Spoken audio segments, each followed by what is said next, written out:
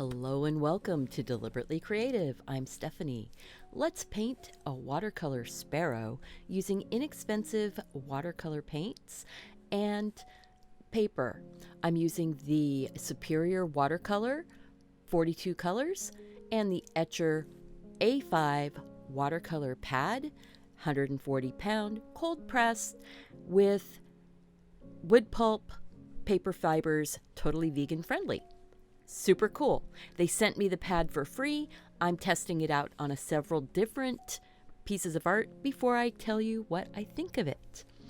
I am using up some paint that was on this palette to start laying in a background. As you saw, I did wet the background first. I did not wet the bird. I didn't want the background flowing into the bird very much.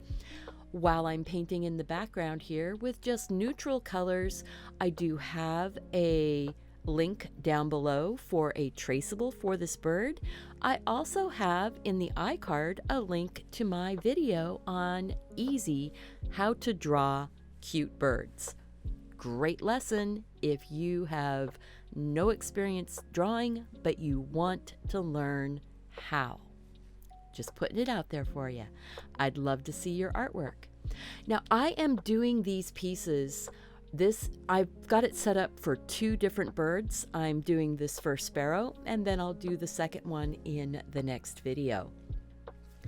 I am really excited because I am starting a challenge. Have you done any challenges? I just came off of doing the World Watercolor Month challenge, and that really has inspired me to keep going. So I am doing a small art challenge. So hashtag small art nature challenge, or you can hashtag it small art challenge 2022. That's what I'm using for my tags. I've gone and looked. It doesn't look like anybody else is using that for this year, so we're going to take it. The only things that I've got for this one is that the artwork needs to be 4" by 4" or 10 centimeter by 10 centimeter or less. You can go down and do your inchies or twinchies, which are 2 inches, or the 4". I like the 4" size because it's sort of the size of a coaster. I can also get bulk packs of little canvas panels that are 4 by 4, really cheap. And I want to make this something that's easy to do. My challenge is to do 30 4 by 4 pieces of artwork. And it doesn't have to be in a month. It could be over 2 months. It could be over 3 months. But my goal actually for me is to get them all done by the flea market that I'm going to be showing my art at next month. So kind of need to get some stuff. This cute little sparrow, oh my gosh, I love his bright yellow eyebrows. I don't know, he just, boom, made my heart just so, woo! So when I'm doing these colors, I'm not using an actual black here. I mixed Prussian blue and burnt sienna and a little bit of the muck that was on my palette to make this super dark color. It's a very blue black color. I am just looking at the reference photo and filling in these really dark spots. And people are like, oh, but you're supposed to do all the light colors first and then do the dark. You know, there's some areas here that are white. And if I want them super white, I'm going to come back and put white gouache onto it. I do have a palette of Holbein gouache, and I have a video on how I made that palette. It's listed up in the iCard. So I recycled an old palette. A friend of mine that's a neighbor had a whole set of Holbein gouache, and she let me make a palette of it. So cool, and I've been using it for the last year and love it.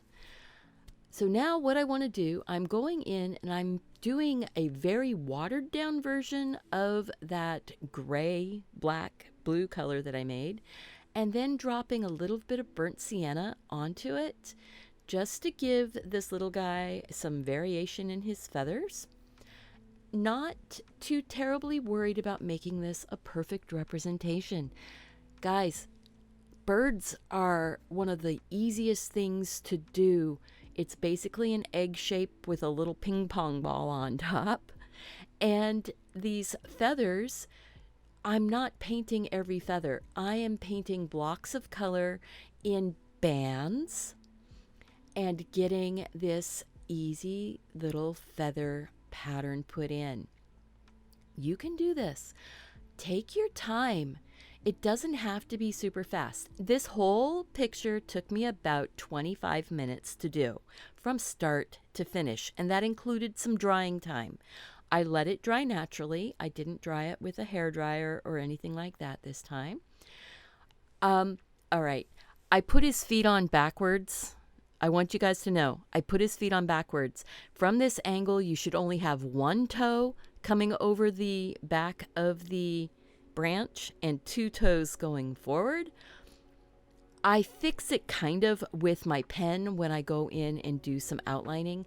I did not show the outlining. I forgot to hit record, but it was just super quick little outlining to detail a couple spots, and like his eyes and a few little lines of detail in his feathers. You'll see at the end what it looks like. You can detail or not. It's up to you.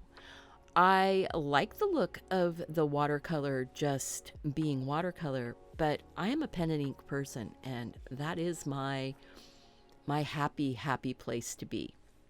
So that's what I do. I do a little bit of pen and ink on top of my watercolor. Sometimes I draw with just my pen and don't even put any pen on afterwards. This is where I grab my palette. I only use the white and a little bit of the muck that was on the base of the palette. I didn't want straight bright white to start off with. I wanted it to be a little bit grayed down. And I'm using this to brighten up his underside, his little belly and the area going up towards the back of his tail, and a little bit in his chest and under his chin. Under his chin, I'm going to grab some bright white straight from the palette. I'm just using a water brush for this entire painting though. I like a water brush. I know some people find it difficult to manage the flow of water. If you don't like a water brush, use a regular watercolor brush. Use something that's sized appropriately for the page that you're doing. I'd say somewhere between a 4 and a 6, maybe a 4 and an 8 on a 4x4 square would work. The smaller you're painting, the smaller your brush. Sometimes, if your brush goes to a really fine point, use whatever brush you have. This brush, I was kind of pushing it a little bit. It doesn't come to as fine a point as I'd like, but it still gave me lovely loose feathers, and I wasn't feeling too constrained to keep it tight and detailed. So there's the little bit of pen line is on here now, just a touch. You can see here. I hope that you enjoyed this video. If you did, click that like button, subscribe to the channel, share with your friends, and I really want to thank my patrons for making this video possible. We'll see you again next time.